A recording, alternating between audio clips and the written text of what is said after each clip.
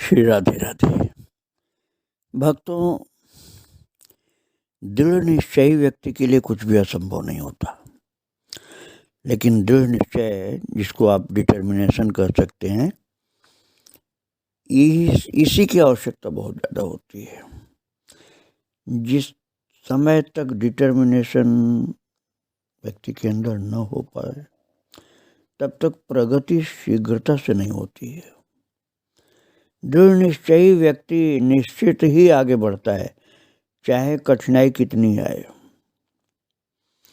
और महाराज, संतों में यही विशेषता होती है। वो दृढ़ निश्चय कर लेते हैं तो कितनी ही कठिनाई आए, परेशानी आए, उन सब बाधाओं विघ्नों के ऊपर अपने चरण रखते हुए आगे चलते जाते हैं। और बाबा परमेश्वर दास के साथ भी यही हुआ था। घनघोर जंगल में भजन कर रहे थे और उनको एक दैवी सिद्ध आत्मा मधुमक्खी के बहाने से उनको ले करके चली थी। मधुमक्खियां तीन ओर से घेर रखी थी, एक तरफ ही रास्ता खुला था, और इस तरह से वो दिव्य आत्मा उनको ले करके आए हुरेह पर्वत पर, जो ग्वालियर के निकट में है। और हुरेह पर्वत पर ऊपर बाबा एक पत्थर की शिला, जो आज भी मौजूद है, उसी शिला पर विराज गए। इस घटना को भक्तों उनके गुरुदेव जान गए थे कि हमारे प्रभु अपने पार्षद के द्वारा उनको वहां ले गए हैं, इसलिए अपनी स्वीकृति भी प्रदान कर दी थी। और उसी शिला पर बैठकर श्री परमेश्वर दास जी महाराज ने 14 वर्ष तक कठोर तप किया, उसी शिला पर बैठकर। उस शिला के पास एक पाकड़ का वृक्ष है, आज भी मौजूद है वो, एवं जो सदा हरा भरा रहता है हर सीजन में। उसकी पत्तियां, पाकड़ के वृक्ष की पत्ती और गूलर एवं गूलर की पत्ती, पाकड़ के फल, गूलर के फल, पाकड़ और गूलर की पत्ती, इनको महाराज जी पत्थरों पर पीस करके प्रसादी के रूप में लेते थे। जंगल में वहां भोजन भी हमेशा नहीं मिलता था, लेकिन धैर्य कितना था कि मुझे तो भजन करना है। तप युक्त भजन, कठिन संयम, कठिन संयम को ही तप कहा जाता है। कठिन संयम के साथ भजन करना। और एक दिन की बात है, निकट के गांव रोरा का एक व्यक्ति, जिनका नाम परमहंस दास था, अपना घर द्वार छोड़ करके वैराग्य लेकर विचरण करते हुए उसी पर्वत पर आ गए। महाराज, इस पूरे क्षेत्र में शेर, चीते, तेंदुआ घूमते रहते थे, परंतु वे बाबा परमेश्वर दास जी को कोई नुकसान नहीं पहुंचाते थे। वो जंगली जानवर महाराज जी को कुछ भी नहीं नुकसान करते थे। तो वो गांव का व्यक्ति जब आ रहा था, तो उस पर एक शेर की निगाह पड़ी और वो उसके ऊपर दौड़ पड़ा शेर। परंतु एक क्षण में ही बाबा परमेश्वर दास उस शेर और परमहंस के बीच में खड़े हो गए। और शेर शांत होकर पीछे लौट गया। ये देख करके परमहंस बहुत खुश हुए और वे श्री परमेश्वर दास जी के चरणों में गिर गए तथा कहने लगे कि आप मुझे अपना शिष्य बनाने की कृपा करें। बाबा परमेश्वर दास जी ने उनसे कहा कि तुमको शिष्य मेरे गुरुदेव महाराज बनाएंगे, तुमको मैं उनके पास लेकर के चलूंगा। अभी तुम पर्वत के नीचे तलहटी में पहुंचकर एक आश्रम बनाने की व्यवस्था करो और मेरे वहां आने की प्रतीक्षा करो। और बाबा बैजनाथ के आदेशानुसार ही पर्वत के नीचे आश्रम पर आ गए। एक दिन परमेश्वर दास जी ने देखा कि दो शेर, दो सिंह जंगल के मिट्टी में सने हुए खड़े हैं, कीचड़ में मिट्टी में सने हुए। और महाराज जी बाल्टी में पानी लाकर उनको स्नान कराने लगे, शेरों को स्नान कराने लगे पानी लाके। उसी क्षण उनके गुरु श्री चंद्रमा दास जी वहां पधारे। उन्होंने जब ये देखा कि उनका शिष्य परमेश्वर दास दो शेरों को स्नान करवा रहा है तथा एक शेर के पैरों पर लगे कांटे को निकाल रहा है, ये दृश्य देख करके वे अपने शिष्य परमेश्वर दास पर बहुत प्रसन्न हुए और कहने लगे कि गुरु तो गुड़ ही रहा, चेला तो शक्कर बन गया। बहुत प्रसन्न हुए गुरुदेव। उन्होंने कहा कि बेटा, भगवान का भजन तुम्हारा बहुत सुंदर चल रहा है, इसीलिए प्रभु की कृपा है और तुम मुझसे भी आगे निकल रहे हो। इसके बाद श्री परमेश्वर दास जी ने अपने गुरु चंद्रमा दास जी को दंडवत किया, चरणों के रज लगाया माथे में और कहा, गुरुदेव आपकी कृपा से मेरी प्रगति हुई है और मैं किसी भगवान को भी नहीं जानता, मेरी तो संपूर्ण श्रद्धा आप में है। भगवान का भजन जरूर करता हूँ, लेकिन मैं तो आपको भगवान से भी ज्यादा मानता हूँ। और फिर परमहंस को बुला करके अपने गुरु के सम्मुख खड़ा करके निवेदन किया कि महाराज जी आप इसे अपना शिष्य बनाने की कृपा करें। तो चंद्रमा दास जी बोले कि इसको गुरु मंत्र तुम ही प्रदान करो, तुम अब पूर्ण रूप से सक्षम हो। और ये भी कहा कि इसी आश्रम में मेरी सारी गायें रहेंगी, जिनकी सेवा का भार अब तुम्हारे ऊपर रहेगा। ऐसा आदेश दे करके श्री चंद्रमा दास जी महाराज अपने आश्रम मुरार लौट आए। इधर हुरे पर्वत के नीचे तलहटी में सुंदर आश्रम बनकर के तैयार हो गया। पहाड़ के पास ही पानी के लिए कुआं तैयार किया गया। बड़े बाबा अर्थात श्री चंद्रमा दास जी की सभी गायें इस आश्रम में आ गईं और वे संख्या में धीरे धीरे 200 गायें हो गईं। श्री परमेश्वर दास जी एवं उनके शिष्य परमहंस दास जी गायों की सेवा में लगे रहते थे। बड़ी दूर दूर तक जंगल में वे गायें चराने जाते थे और गायों को वे रात दिन चराते और घुमाते थे। लोगों का ऐसा कहना था कि श्री परमेश्वर दास जी को लेट कर सोते हुए नहीं देखा गया। वे गायों के पास खड़े खड़े ही डंडे के सहारे से नींद ले लिया करते थे। डंडा का सहारे से खड़े हैं और सो भी जाते थे। लेट कर नहीं सोते थे परमेश्वर दास जी महाराज, जिनकी चरितावली आप सुन रहे हैं। आश्रम के चारों ओर जो 13 गांव थे, उनमें श्री परमेश्वर दास जी की कीर्ति सब जगह फैल रही थी। पहले उस पूरे जंगली इलाके में खतरनाक जानवर और डाकू रहा करते थे, जिनके डर से ग्रामीण अपनी खेती नहीं कर पाते थे। अब श्री परमेश्वर दास जी के तप के प्रभाव से जानवर और डाकू लोग उस क्षेत्र से बाहर चले गए। अब ग्रामीण लोग खूब अपनी खेती करने लगे थे एवं सुखपूर्वक अपना जीवन यापन करते थे। ये ग्रामीण अपनी समस्याओं को लेकर हुरे आश्रम, जिसका नाम बैजनाथ धाम भी पड़ गया था, यहाँ आने लगे। श्री महाराज जी के आशीर्वाद से उनके बिगड़े काम बनने लगे थे, जिससे वे आश्रम को खूब दान दक्षिणा भी देने लगे। इस प्रकार धीरे धीरे आश्रम पर काफी जमीन हो गई और वर्तमान में आश्रम पर करीब 150 बीघा जमीन है। बाबा तो त्यागी थे, लेकिन ठाकुर जी की इच्छा थी तो ये सब भक्तों के कल्याण के लिए व्यवस्था भगवान कर रहे थे। गायें चराते हुए भी महाराज जी के साथ ग्रामीण लोग बहुत से चमत्कार देखा करते थे। जैसे एक दिन जैसा कि रोन गांव के कुशवाहा बाबा ने बताया था कि उनको देखते हुए परमेश्वर दास जी गायें चरा रहे थे, तब अचानक से बड़ी जोर की आंधी आई। बाबा पास में बनी हुई एक गुफा में अंदर चले गए। वहीं दूसरी तरफ से एक शेर भागता हुआ आया और वो भी उसी गुफा में घुस गया।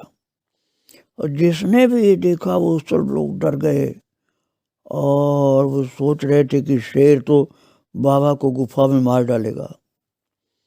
परंतु महाराज थोड़ी देर में दिखाई दिया कि शेर पर हाथ फेरते हुए श्री परमेश्वर दास जी गुफा से बाहर निकले तथा शेर जंगल में घुस गया और बाबा अपनी गायें लेकर के आश्रम चले आए। बाबा के अंदर ऐसी प्रभु की कृपा से भक्ति और शक्ति आ गई थी कि चराचर जीव उनका अनुयायी बन गया था। अब श्री परमेश्वर दास बाबा जी की उम्र काफी हो चुकी थी, अतः वे आश्रम पर ही रहते थे। वहां पर साथ उनके कई साधु शिष्य भी रहने लगे थे और गायों को चराने के लिए बाबा के शिष्य परमहंस जी बड़ी दूर दूर जाने लगे और अब वे गायों को आश्रम नहीं लाते थे। भक्तों, ये संत लोग गाय भी चराते रहते थे, भजन भी करते रहते थे। गाय चराना कोई साधारण बात नहीं। भगवान कृष्ण गाय चराते थे महाराज। गायों की सेवा से जीव का कल्याण होता है। भदावना और आश्रम के बीच जंगल में एक बहुत पुराना राम मंदिर है, जिसे जिंसी का स्थान भी कहा जाता है। वे गायों को रात में वहीं रखते थे तथा अपने लिए टिक्कर बना के खाते थे। टिक्कर मतलब मोटी मोटी रोटी। भक्तों, इस प्रकार से पूरे आश्रम की गायों की जिम्मेदारी बाबा परमहंस जी ने संभाल रखी थी। अब आश्रम पर साधुओं की संख्या भी बढ़ गई थी। उनको भंडारा आदि बनाने की जिम्मेदारी महाराज जी के शिष्य बाबा रामपाल ने ले रखी थी। बाबा रामपाल दास ने अपने गुरु श्री परमेश्वर दास जी की बहुत सेवा की। कुछ दिन बाद वे अपने गुरु के आदेश के बाद आश्रम से करीब 8 किलोमीटर दूर परम रमणीय झीर नाम के स्थान पर अपना निजी स्थान बना लिया था और हुरे पर्वत पर भंडारे की जिम्मेदारी महाराज जी के शिष्य बाबा सुंदरदास जी ने ले ली थी। कुछ दिन सेवा करने के बाद ये बाबा भी आश्रम से चले गए। अब आश्रम पर भंडार की जिम्मेदारी जो थी भंडारे की, महाराज जी के एक शिष्य जो पास के ही गांव भटपुरा के हैं, जिनका नाम तुलसी बाबा है, उन्होंने संभाल ली। आश्रम पर महाराज जी के अन्य कार्यों को करने के लिए उन्हीं महाराज जी के शिष्य बाबा बच्चू दास जी ने ले रखी है जिम्मेदारी। बच्चू बाबा काफी बुजुर्ग होने के बाद भी सदैव बच्चों जैसी हरकतें किया करते हैं, इसलिए बच्चू बाबा नाम रखा उनका। चाहे जिसके लिए कुछ भी शब्दों का इस्तेमाल कर देना उनका स्वभाव है, लेकिन अंदर से सरल हैं। सरल और साफ होने के कारण अंदर से महाराज जी के पसंद के हैं और आज भी वे आश्रम में मौजूद हैं। पूरे पर्वत पर बहुत बड़े बड़े यज्ञों का आयोजन किया गया था, बहुत बड़े बड़े भंडारे चले और एक बार की बात है, भंडारा में अचानक घी खत्म हो गया तो महाराज जी को बताया गया तो उन्होंने आदेश किया, अरे कुएं से जल लेकर के कढ़ाई में डाल दो। महाराज संतों ने वैसा किया, कुएं का जल ला कर कढ़ाई में डाल दिया और भंडारा बनना फिर भी चालू रहा।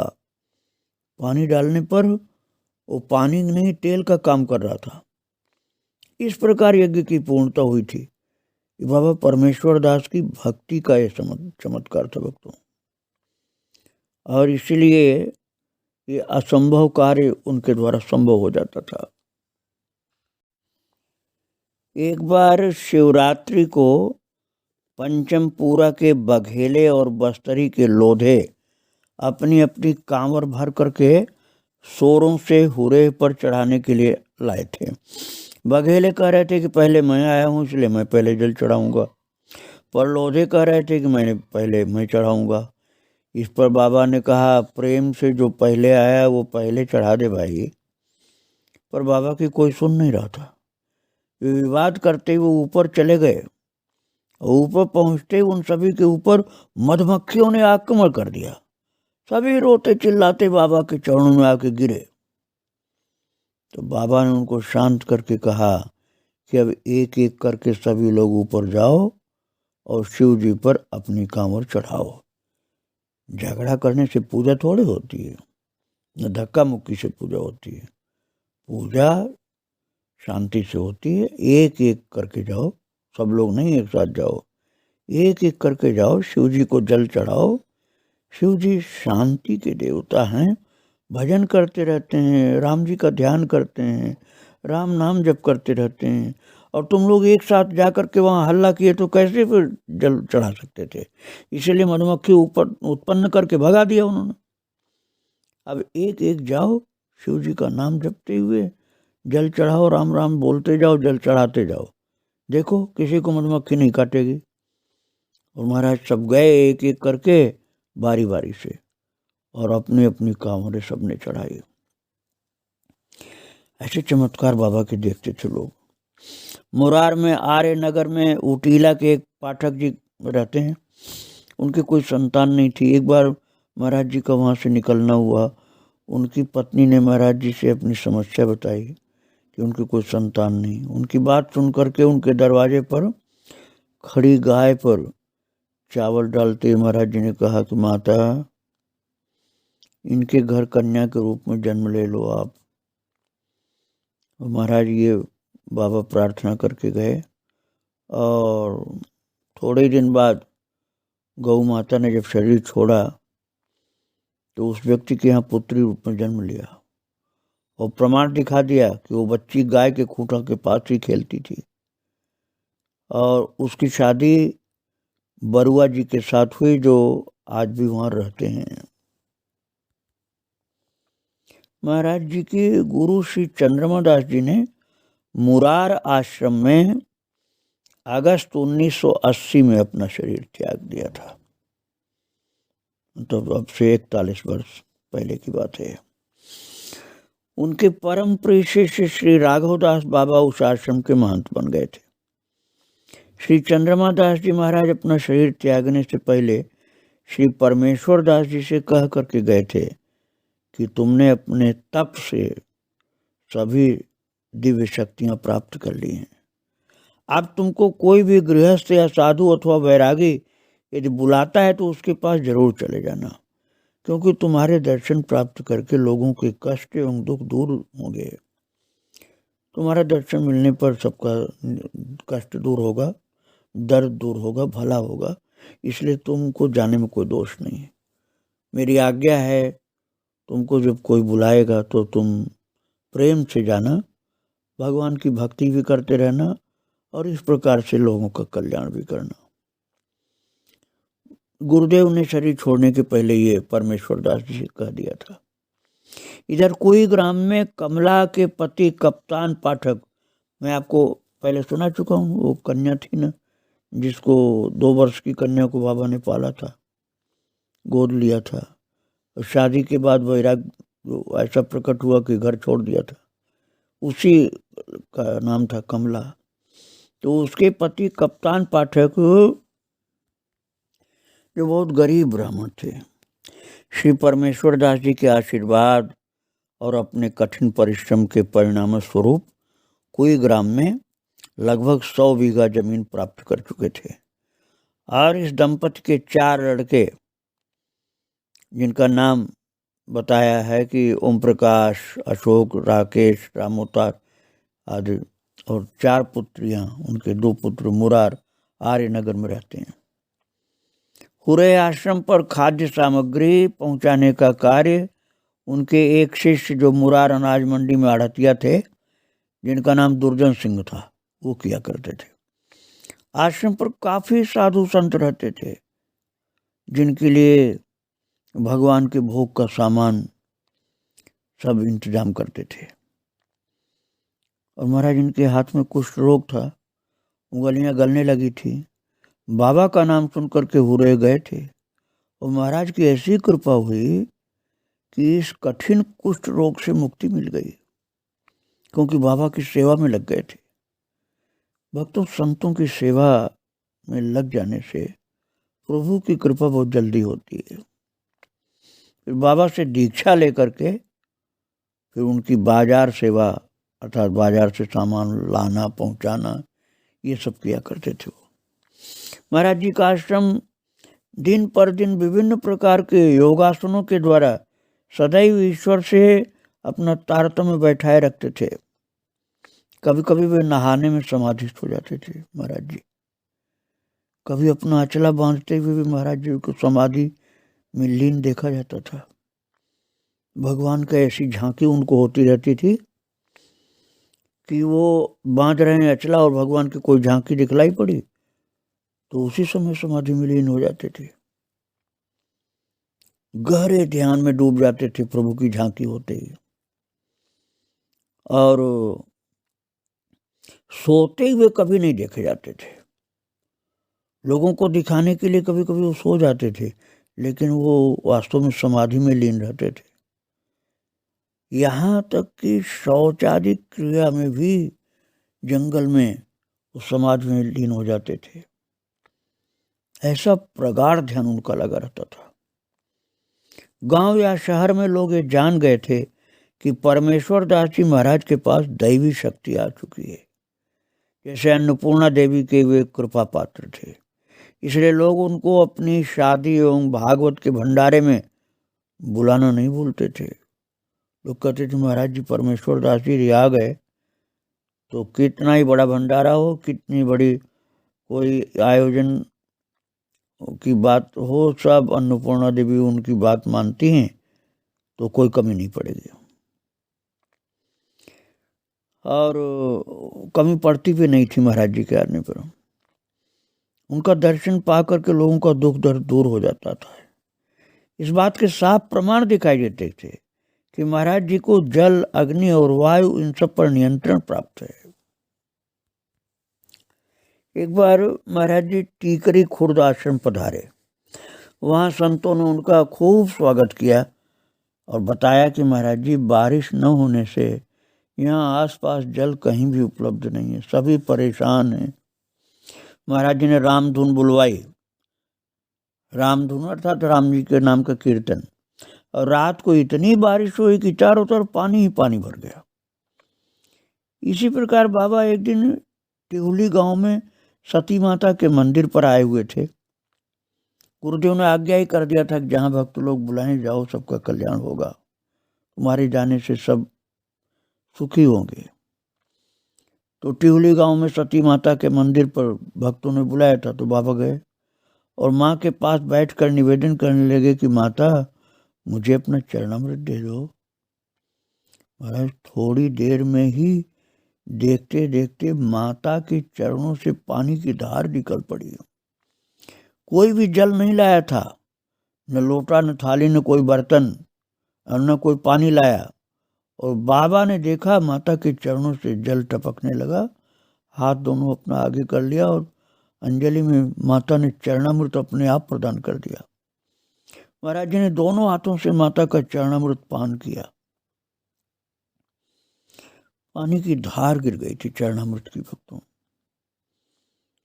अब आप सोचिए कि भजन तो किया था भगवान राम जी का, और माता इतनी प्रसन्न कि माता के चरण से चरणामृत बाबा के लिए गिरने लग गया था।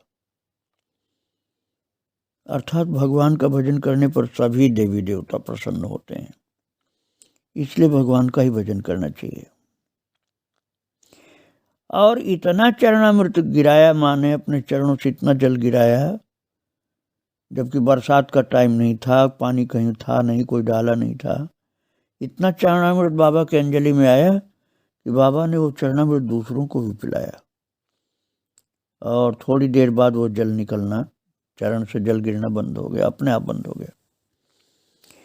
एक बार हुरे पर तुलसी बाबा ने बताया था कि जब महाराज जी मुझसे कहा कि हुरे का रोज का भंडारा तुम बनाओ, तो तुलसी बाबा बोले कि भंडारा कितना बनेगा महाराज जी, कोई सीमा नहीं है। तो बोले कि तुम एक बार में जितना बना दोगे वही कम नहीं पड़ेगा। तुलसी बाबा ने आगे बताया कि इसका प्रमाण हमें एक दिन मिला था। उस दिन हमने भंडारे में पूरी सब्जी और लड्डू बनाए थे, और शाम को आरती के बाद सिर्फ 4 लड्डू तथा 4 पूड़ी बची, और जिनको मैंने ढक कर रख लिया था। रात को 12 लोग अचानक आए और सब भूखे थे। बाबा ने मुझे उनको खाना खिलाने का आदेश किया, प्रसाद खिलाओ इनको। मैंने कहा बाबा सिर्फ 4 लड्डू और 4 पूड़ी बची है, वो कुछ नहीं। तो परमेश्वर दास जी महाराज बोले उनको ढक कर रखना, लड्डू के ऊपर पूड़ी के ऊपर एक एक कपड़ा डाल दो, और एक हाथ से एक किनारे से धीरे धीरे निकालना और उन्हें परोसना शुरू करो। तुलसीदास बाबा बोलते हैं, तुलसी बाबा ने कहा कि भैया मैंने तो बस बाबा की गुरुदेव की आज्ञा का पालन किया। एक तरफ से एक एक लड्डू निकालता था, एक एक पूरी निकालता जाता था, और सभी 12 लोगों ने भरपेट प्रसाद पाया, और 4 लड्डू और 4 पूरी ज्यों की त्यों बची रही। ऐसी महाराज सिद्धि थी, शक्ति थी, बाबा की भक्ति थी। आप कहेंगे इन चमत्कारों से क्या फायदा होगा? अरे महाराज, भक्ति और भगवान तो उनको पहले ही प्राप्त हो गए थे। इन चमत्कारों के द्वारा उन्होंने अहंकार नहीं पाला, इनके द्वारा गरीब जनता की उन्होंने सेवा किया था, और सेवा करना तो साधु का धर्म होता है भक्तों। उनके जीवन की बहुत सारी बातें मैं आपको आगे फिर सुनाऊंगा। आज परमेश्वर दास जी महाराज और उनके प्रभु को प्रणाम करके यहीं विराम दे रहा हूँ। श्री राधे राधे, जय श्री राधे राधे।